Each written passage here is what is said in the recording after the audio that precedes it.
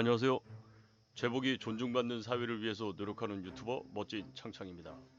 최근 북한의 김여정은 한미 훈련을 맹비난했죠. 그러면서 공화국을 겨냥한 전쟁 연습이라고 하고 얼빠진 선택이라고 이런 얘기를 했었는데, 얘네들이 이 연합 연습만 하면은 이렇게 긴장을 하면서 남한이 공화국을 침범하는, 공화국을 겨냥한 전쟁 연습을 한다라고 얘기를 하는 데는요, 굉장히 그 애들의 두려움이 숨어 있는 겁니다.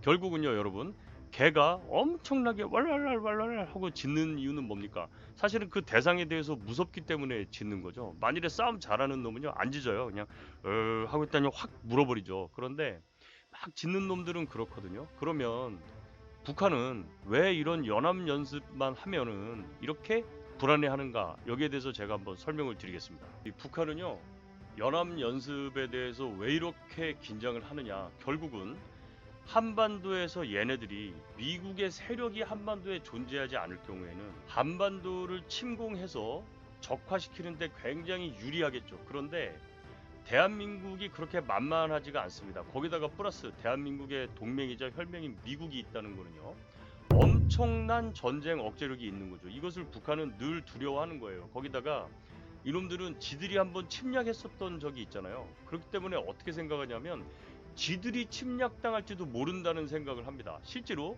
이렇게 연합훈련이 진행이 되면 김정은은요, 저놈은 어디 벙커에 들어가서 숨어버려요. 왜냐? 엄청나게 전개된 전력들이 갑자기 북쪽으로 방향을 틀어가지고 휴전선을 돌파할지도 모른다라는 두려움을 가지고 있습니다. 굉장히 무섭죠. 실제로 연합 연습을 하다가 필드 엑서사이즈를 할 때 괌에서 전개되는 B-50이나 B-1B 같은 폭격기, 그리고 F-22 같은 비행기들이 만일에 오산에 전개되어 있다고 생각을 해보십시오. F-22는요 RCS 0.0001이잖아요. 북한이 가지고 있는 레이더에는 아무것도 잡히지 않습니다. 우리 레이더 중에는 일부 고성능 레이더가 있긴 있어요. 그런데 우리의 그린파인 같은 경우는 이 필터링을 하면은 굉장히 섬세하게 하면은 잡을 수가 있어요. 근데 북한은 걔들이 가지고 있는 레이더로는 이걸 도저히 잡을 수가 없거든요. 그러면 F-22 같은 비행기가 여러 개의 편대가 한반도에 전개되어 있다고 생각해 보십시오. 김정은이 잠을 못 자는 겁니다. 자, 이렇게 엄청나게 증원 전력들이 한반도에 들어오는 걸 알고 있기 때문에 김정은은 편하게 잠을 잘 수가 없는 거죠. 그러니까 여동생인 김여정을 시켜가지고 이 언론 선동을 하게 하는 거예요. 3년 전에 따스한 봄날을 볼 수 없을 거라고 이렇게 협박을 하고 있는데, 아니 3년 전에 언제 따뜻했냐고. 우리가 니네들로부터 우리는 따뜻한 적이 없어. 늘 불안했지. 2017년 18년에 미사일 실험을 계속 했는데 이 오바마 그 전 행정부 때부터 얘네들은 계속해서 미사일 실험을 해왔죠. 그러다가 트럼프 때 잠시 멈췄어요. 유화 제스처를 쓴 거죠. 2차 북미 회담이 결렬이 되기 전까지 마치 트럼프는 한반도에 평화를 가져다 준 양 했지만, 이 트럼프는요, 얘는 고도의 비즈니스 전략가입니다. 어떤 분위기를 만들었느냐? 결국은 한반도에 평화가 왔을 거라는 식의 착각을 주면서 미국이 관심을 두는 영역을 일단 중동으로 포커스를 한 겁니다. 왜? 미국이 원래 지구를 대상으로 해서 동시에 윈윈 전략을 세웠었죠. 그런데 이제 이것이 사실상 불가능하다라는 것을 알고 있어요. 그래서 미국은요, 미국의 전략적 중심은 중동이에요. 사실은 한반도가 아닙니다. 물론 팽창하는 중국을 막기 위해서 쿼드 안보대와 같은 조직을 꾸려나가려고는 하죠. 그러나 실질적으로 지금 굉장히 어전트한 상황은 중동에서 발생하고 있습니다. 이란의 팽창하는 군사주의와 이란이 만들어내는 엄청난 무인기는요, 지금 중동에서 맹활약을 하고 있으며 미국과 같은 동맹국들에게 굉장히 큰 위협이 되고 있죠. 게다가 사우디 어떻습니까? 그 유전 시설이 적의 크루즈 미사일과 드론 폭격에 의해 가지고 정유 시설이 파괴당하는 등 엄청난 데미지를 입었죠. 거기다가 후티 반군이 굉장히 지금 가까이까지 와 있어요. 그러니까 미국의 입장에서는 중동에 집중을 할 수밖에 없는 거예요. 그러니까 한반도는 미국의 입장에서는 될 수 있으면 조용하기를 바라겠죠. 양자를 다 개입하기에는 미국도 버거운 상황인 겁니다. 거기다가 중국의 팽창주의에 대해서 인도, 호주, 일본, 미국의 이 쿼드 시큐리티 다이얼로그, 사자회담을 통해서 중국을 감싸가지고 될 수 있으면 중국의 팽창을 막고자 하는데 그 노력을 하고 있습니다. 그러니까 미국은 한국에게 이 쿼드 플러스, 즉 쿼드에다가 아니면은 다른 협의체를 만들든지 해가지고 좀 세력에 가입해달라고 원하고 있는 거죠. 그런데 일본은 미국에게 굉장히 적극적인 반면에 우리나라는 지금 굉장히 지금 미온적이죠.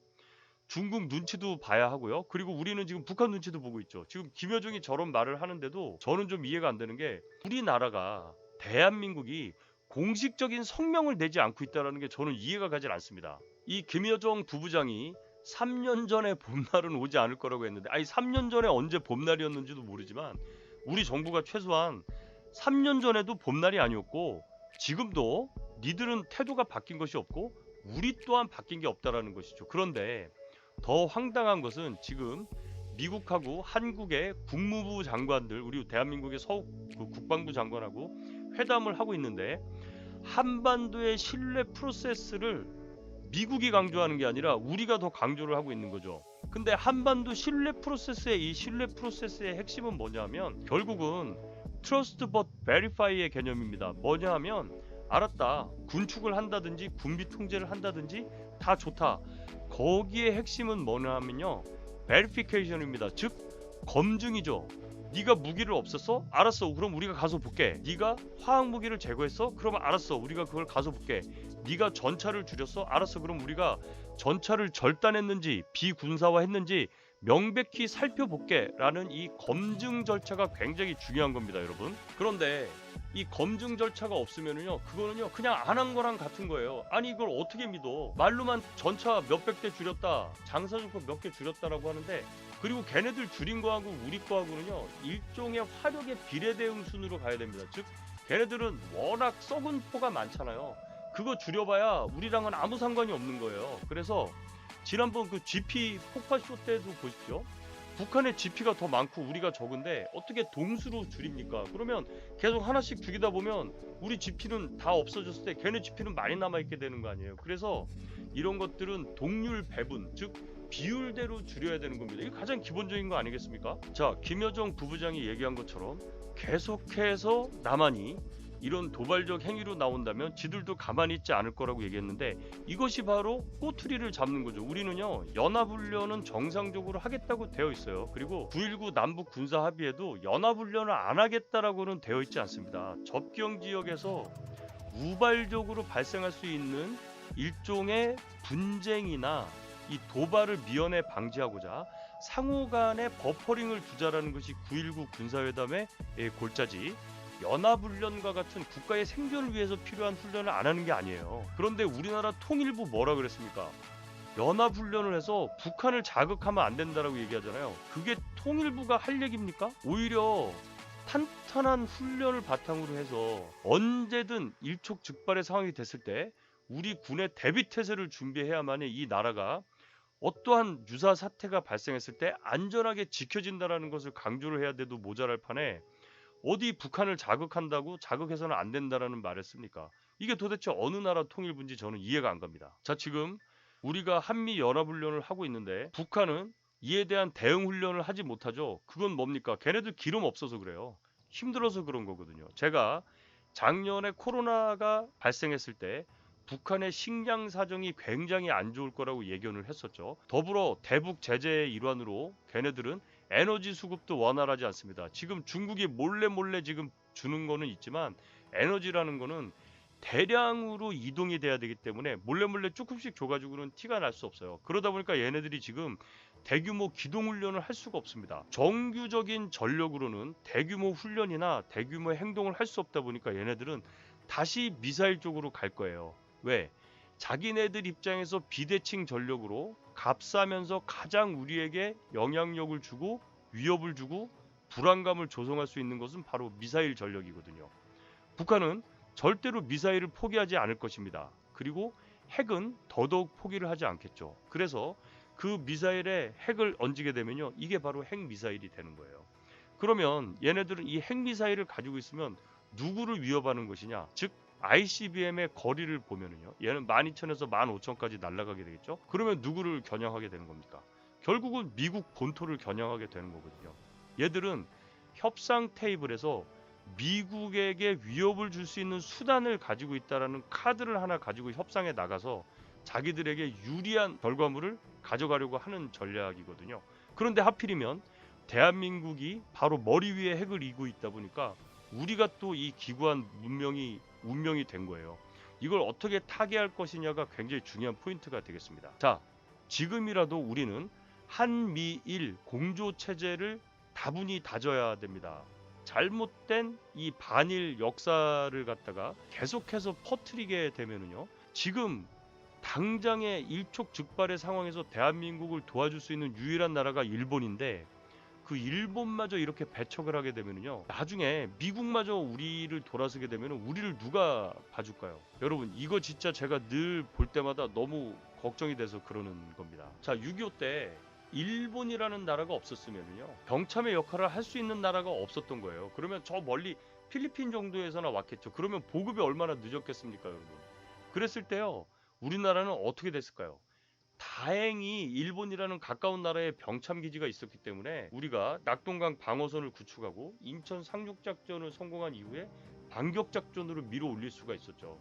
그 당시에 지구상에서 가장 가난한 나라 중에 하나가 대한민국이었기 때문에 우리 자체적으로는요, 전쟁을 수행하거나 이걸 반격작전을 해낼 능력 자체가 없었어요. 물자가 없는데 어떻게 합니까? 오직 미군의 도움이 없이는 불가능했고, 그 병참기지인 일본이 없었으면 안 됐었을 거거든요. 우리가 이제는 현실적으로 냉정하게 판단을 하고 국익에 무엇이 도움이 되느냐를 보고 냉정한 판단을 해야 될 때입니다. 자, 이렇게 한미연합훈련이 왜 중요하냐면, 단순히 컴퓨터 시뮬레이션을 한다고 하더라도 우리나라 지휘부, 즉 장성들과 각 해당 지휘관들에게 실제 상황이 벌어졌을 때 여태까지 지속적으로 전쟁을 치러왔던 미국의 전쟁의 노하우를 전수를 받을 수 있고, 또한 우리는 미국에게 한반도라는 특수한 상황, 특수한 지형에 걸맞는 지휘 형태들을 미군들에게 다시 학습시켜 줌으로써 미국과 대한민국 둘 다 윈윈할 수 있는 학습의 기회를 갖는 것이 매우 큰 의미가 있으며, 또한 여태까지 전쟁을 해보지 않았던 대한민국의 지휘부에 전쟁이 어떻게 진행이 되어가고 그 전쟁의 리듬에 맞게 현존하는 가용 자산들을 어떻게 운용하는지를 상호 효과적으로 교류할 수 있는 굉장히 좋은 기회입니다. 그래서 연합훈련을 계속적으로 해야 되는 거예요. 자, 그런데 이런 연합훈련을 방해하거나 반대하는 세력들은 주로 누굽니까? 북한이죠. 자기들은 싫으니까. 그리고 그 북한에 동조하는 세력들이 너무 많다는 게 저는 이해가 되질 않아요. 정말로 국가를 위해서 우리는 어떤 선택을 해야 되는지 여러분들 잘 한번 고민을 해보십시오. 연합훈련은요, 대한민국을 지키는 훈련입니다. 제복이 존중받는 사회를 위해서 노력하는 유튜버 멋진 창창이었습니다. 감사합니다.